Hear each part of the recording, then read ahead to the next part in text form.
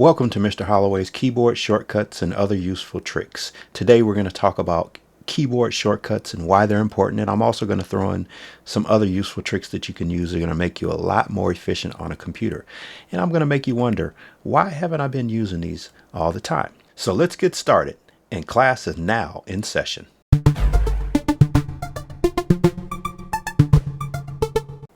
Before we get started, just wanted to remind you to go ahead and like the video as well as subscribe to the channel. So what are keyboard shortcuts? Well, let's take a look at this keyboard here.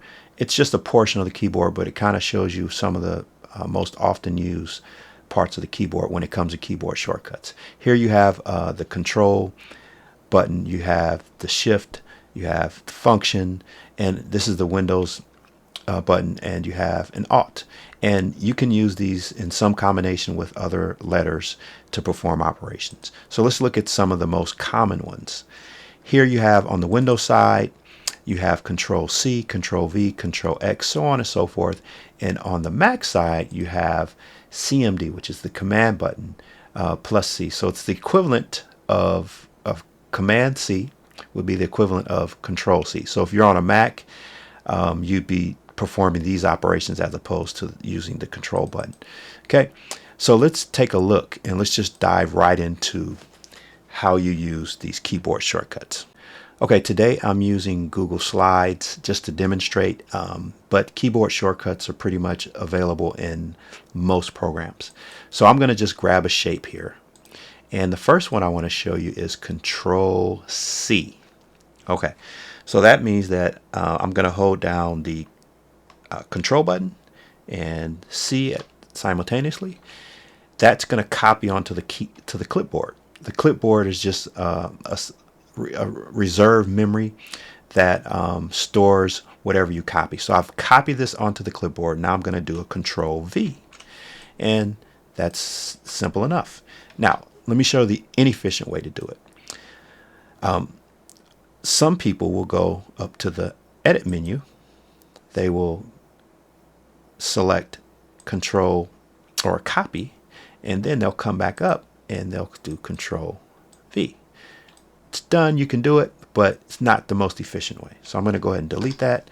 And if I select, again, let's just do a quick one. So I'll do Control C, Control V, boom, that's it. Okay. I can also do a Control X, which is cut, and I can do a Control V. Now, again, one of the cool things about most programs that you're going to use is that it's going to show you what the keyboard shortcut, and these are the most common ones that you'll use. So for cut, you can do Control X. For copy, Control C, Control V, so on and so forth. So let's take a look at this one, Select All. So what I'm going to do is I'm going to copy and paste. So I'm going to paste a few of these on here. And let's say I wanted to select all of these items. I could do it several ways. I can bring my mouse and just drag the mouse over all of them and select them.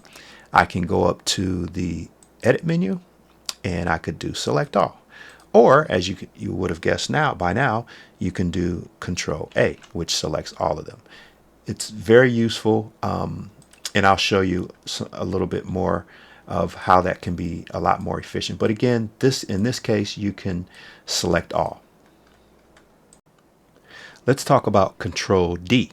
Now, Control D is useful when you want to just duplicate an object. So simply, you can just select it and then do a Control D. Now, you may ask yourself, what is the difference between Control D and Control C? Well, the difference is that the duplicate does not is not stored on the clipboard. So for example, let's change colors so we can kind of go back and forth. So all right, so I'm going to change this one to blue. Currently, I'm going to do, actually, just go ahead and do it. So I'm going to do a Control C and then a Control V. So if I do a Control V, the red square is going to appear. Now, what I could do is I could do a Control C and a Control V here, but maybe there's a situation where I don't want to just have this. I still want to keep the red square in memory.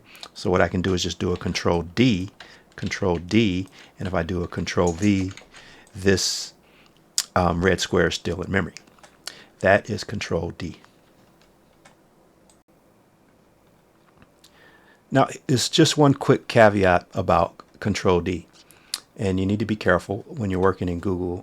It may be in this problem may be available in other programs, but let's say I duplicated this, right? No, not a problem. Let's say that I came over here on this side. I wanted to duplicate some slides. I did a Control D, not a problem. But in Google, you got to be careful, because if you, let's say, came out of, I'm just going to bring this down just a little bit. If I brought my mouse out of this area, and maybe inside of the browser window, and I did a Control D, notice what happens. It adds a bookmark. It doesn't duplicate. So you just have to make sure that you are where you think you are, so that you don't do something that you don't want to do. So for example, in this case, this is not what we want to do. We don't want to do a shortcut for this presentation. But also keep in mind that it does give you a shortcut if you do Control D outside of that area.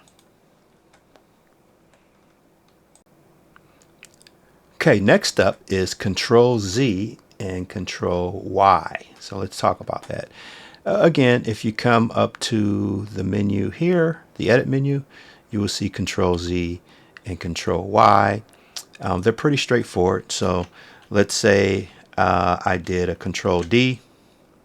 Okay, I put this, let's do it a few times. And I put these on the screen. If I just wanted to get rid of them, I can just redo. So I just do a Control Z, and it goes through each movement. And there you go. Now, Control Y is actually pretty good. I can redo it. So if I do a Control Y, it's going to redo each one of those steps. But here's another cool thing about Control Y. Let me make this a little bit bigger so that you can see. So let's say that, actually I'm going to make it a little bit smaller. Okay, so let's say that I created a square. Actually, let me do one more. So we're going to do another square. And I changed this one to blue. Okay, what I could do is I could do a Control Y on this. Okay, and what that does, it just redoes the last operation. So let me do a few of these real quick, just so you can get a gist of what I'm doing here. So I'm going to do a Control D. I'm going to make a bunch of these. Okay. And this is not going to be the most efficient way of changing the color, but let's say I just wanted to change the color of all of these. I'm just going to do it one by one. There's an easier way to do it. I could just do a Control A, and I could change them to orange, but I just want to demonstrate this. So let me do a Control Z, and I'm going to change this to a green, and then I could select it. And if I do a Control Y, it does the last operation. So watch this. Let's say on this one, I change the border thickness. So I'm going to change this border thickness to a 16. If I come here and I do a Control Y, it's actually going to do the same thing. So this is a very useful tool that can help you. Actually two useful tools that can help you: Control Z and Control Y. So the next keyboard shortcut I wanted to talk about was Control F, which is which is basically find. It's very powerful. It's really useful, especially in PDFs, in websites, Google Docs, any kind of word processing programs. Helps you find specific words really fast, as opposed to just manually having to find something. So let's take a quick look at what that does. I'm going to come back over to the ESPN website, and let's say I wanted to look for instances of football. I'm going to do Control F, and I'm going to type in football at the top here. And as you can see, it has 16 instances of football, and I can click through each one. So it should highlight, as you can see, it highlights each instance of football, and it will find each one. So it's very helpful. Just do a quick another example. Let's say I wanted to find LSU. For all you LSU fans, it has 6 instances, and it highlights each instance of LSU. Okay, so Control F is very powerful, and it's used in every word processor, and even works for PDFs. So use that for sure. Okay, the next keyboard shortcut I wanted to talk about was Control plus and Control minus. It simply makes the screen bigger and smaller, and it's very useful in certain situations where, let's say, you needed to just simply just make the screen bigger because you couldn't see it, or if you're doing a presentation from a website or something like that. But if you notice that as I'm pressing Control minus or Control plus, you see up here that it's been expanded to 150%. I'm just going to bring it back to normal, and that is Control plus and Control minus. Now I just want to cover a few more keyboard shortcuts that are useful, and then we're going to move on to some productivity tricks. If you look at the menu, here are some of the other keyboard shortcuts. So I'm going to go over to File, and if you do a Control O, that's helpful. I use that often. Control P is important too. That's probably almost in every single program, where you can just do Control P and it's going to bring up the print dialog menu. So I'll do that, and it just brings up the print dialog menu. And again, at this point, you kind of get the point of what keyboard shortcuts do. It's just really now a matter of looking at which program you use and which keyboard shortcuts are available. So you can browse through each menu and kind of see which ones you would like to use. Now, just a little tip here is, generally speaking, I use Control C, Control X, Control V, Control D, Control A. All the time I could use Control F, and those are the ones that are most common, but you may use them a little differently, and so it's really just up to you to figure out, hey, which ones do I use the most, which operations do I use the most often, and just kind of just developing a system where you're just going to use those keyboard shortcuts.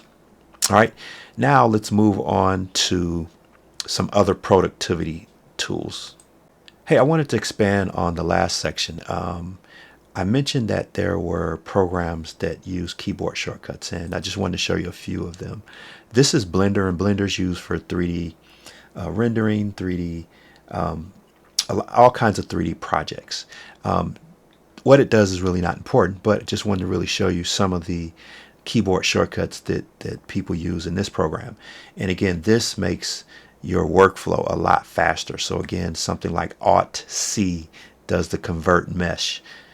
What it does, again, is not important, just to show you that if you learn keyboard shortcuts in the program that you use, you'll be a lot more efficient. I wanted to switch over to Adobe Illustrator. Now again, I just have a square here, a blue square, and one of the keyboard shortcuts that I use all the time, and again, if we can come up here, the keyboard shortcuts are available. Control X, Control C, Control V, and if you notice here, Control F is a little different in this program, but nonetheless they're available. But one of the ones that I use is Alt, and then I click the mouse. So it's very similar to Control D. Now if I did Control D, I could do that as well, but I use the Alt and the mouse click here, and it just duplicates as well. So that's one of the things. But again, the point is that most programs have some form of keyboard shortcuts that can make your life a lot easier.